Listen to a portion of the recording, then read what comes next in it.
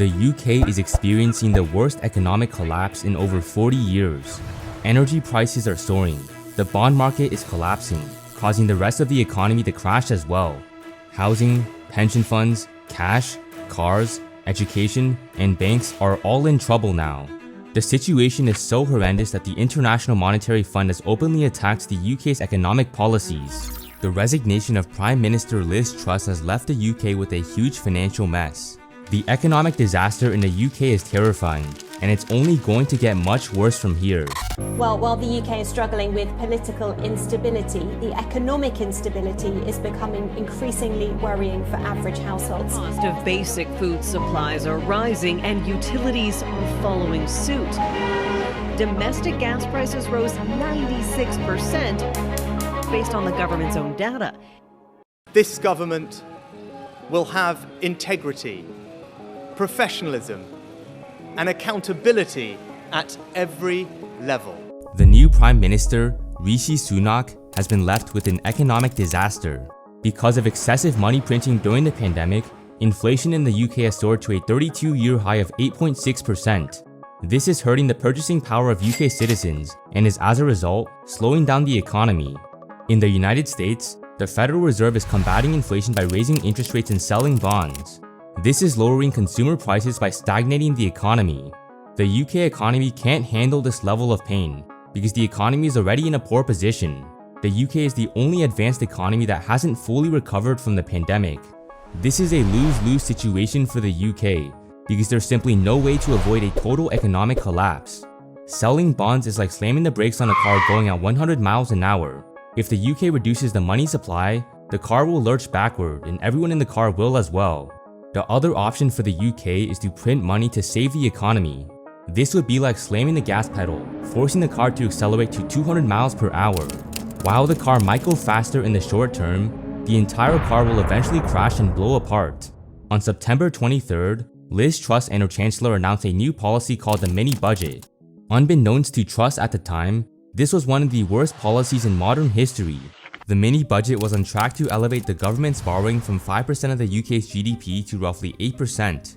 This would have exacerbated inflation and increased government debt. The new Prime Minister, Rishi Sunak, will be implementing an economic agency that aims to control inflation. Sunak believes that in order to achieve faster economic growth, low inflation and deregulation on the supply side is necessary.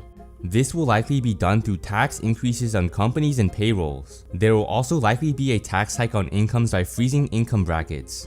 Raising taxes during economic contraction is extremely dangerous. While inflation will eventually come down, the economy could easily crash even more. This is because the UK is currently in a tight situation internationally with foreign investors.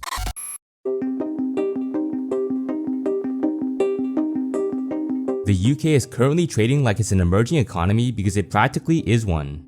The country is currently in a considerably large twin deficit. A twin deficit is when the current and financial accounts of a country are both in a deficit. You might be confused as to what those terms are, so make sure to pay attention. The implications of this are serious. The current account tracks a country's imports and exports. When a country's current account is in a deficit, this means that the country is importing more than it is exporting. In simpler terms, more money is leaving the country than entering the country. Let's say I'm a citizen of the UK and I buy 50 pounds of goods from China and sell 30 pounds of goods back to China. In order to first buy Chinese goods, I would first need to convert those 50 British pounds into Chinese yuan. On the flip side, the Chinese buyer of my 30 pounds of goods would need to convert Chinese yuan into 30 British pounds. 50 British pounds were converted into Chinese yuan and 30 pounds worth of Chinese yuan were converted back into pounds. This means that I essentially converted 20 net British pounds to yuan. In this instance, I have now created a supply imbalance. Now there are immensely more British pounds than Chinese yuan on the market. That is essentially what a current account deficit is on a smaller scale. In the example that I demonstrated, I imported 50 pounds of goods but only exported 30 pounds of goods. By doing this, I would be destroying the exchange rate of the pound, spending lots of money, selling uncompetitive exports, and exacerbating inflation. The UK's current account balance as a percentage of GDP is currently at an all-time low of -8%. That's a terrifying percentage that is putting substantial pressure on the British pound. The pound to dollar exchange rate is currently at a 37-year low. That's right, a 37-year low. The UK not only has a current account deficit, but also a fiscal account deficit. You are going to be shocked by how ridiculous the situation is. The fiscal account is equal to the government's total income subtracted by government expenditures. In simpler terms, the fiscal account tracks the government spending. If the fiscal account is in a deficit, that means that the government is spending more than it is earning. If the fiscal account is in a surplus, then the government is earning more than it is spending. The UK's budget deficit is expected to be at 8% in 2022 and 2023, which means that the UK is expected to spend 8% more than it is earning. This could change with the new Prime Minister, Rishi Sunak, but the economy will be doomed regardless of what Sunak does. If Sunak were to lower the budget deficit, the economy would collapse even further. On the other hand, if Sunak were to increase the deficit, inflation would soar and the pound would crash. The hole is too deep to get out of. The question that you might have is, where does that deficit come from? In simpler terms, how is the UK consistently spending more than it is earning? The answer to that question and the phenomenon that is taking place is shocking.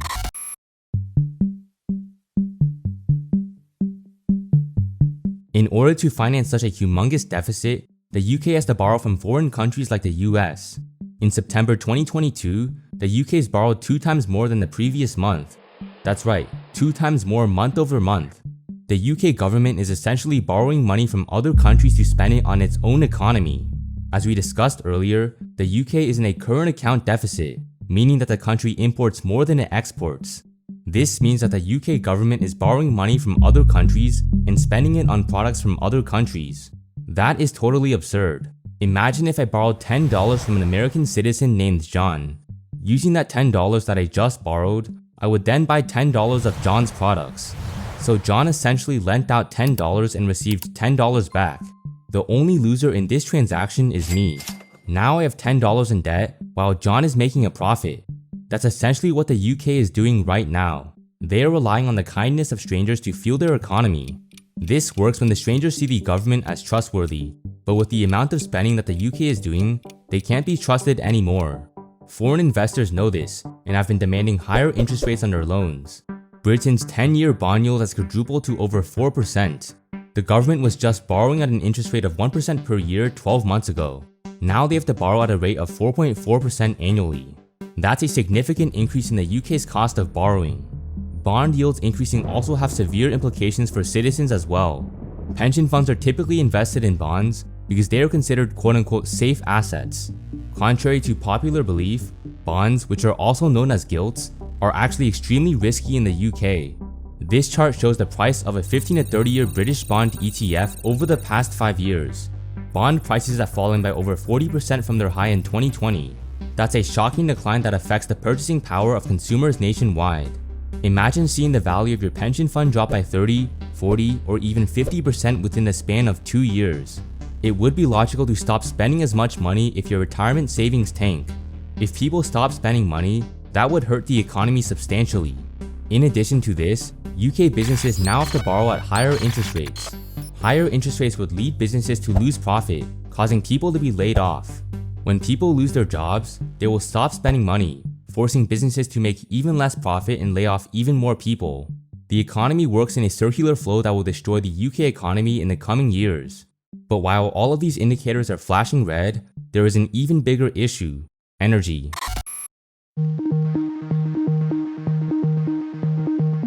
Because of Western sanctions against Russia, the UK has lost a significant portion of its energy supply. This has caused energy prices to soar by 96%. Imagine seeing your energy bill double within the span of months.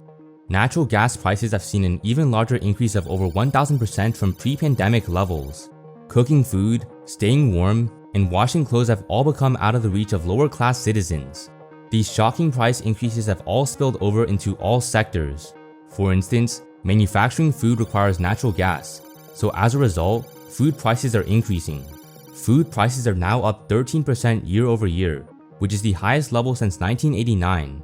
Due to increasing energy prices, Rishi Sunak now has an urgent issue that will be impossible to fully resolve. Sunak has stated that he will not keep the energy price cap that Liz Truss previously implemented. Truss intervened with the energy market by capping energy prices at £34 per kilowatt hour. This means that if energy prices were to increase further, energy prices would still be at £34 per kilowatt hour. Sunak doesn't believe this is the right way to do it, but there is no easy way out. If Sunak were to help households with energy prices, that would elevate inflation and increase government debt. On the flip side, if Sunak were to leave energy prices alone, then households would not even afford to keep their homes lit. With energy prices expected to increase as the winter season comes close, Sunak will be faced with a lose-lose situation.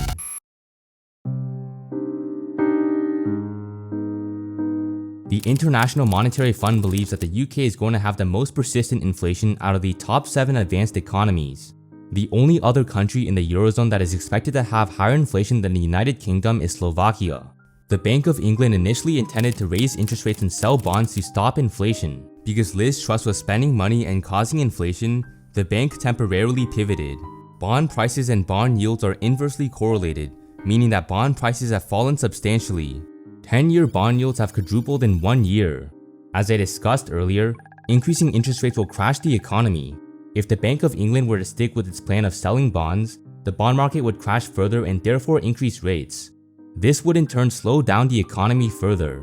The Bank of England was planning to sell £8.7 billion of government bonds in the final quarter of 2022. In order to save the economy from entering turmoil, the bank has now purchased £8 billion of bonds. So instead of selling £8.7 billion of bonds, they bought £8 billion of bonds. That's the complete opposite of what they were going to do. Such activity will cause even more inflation. The Bank of England governor insists that the bond buying will end, and the bank will start selling bonds again. This was essentially a game of tug-of-war.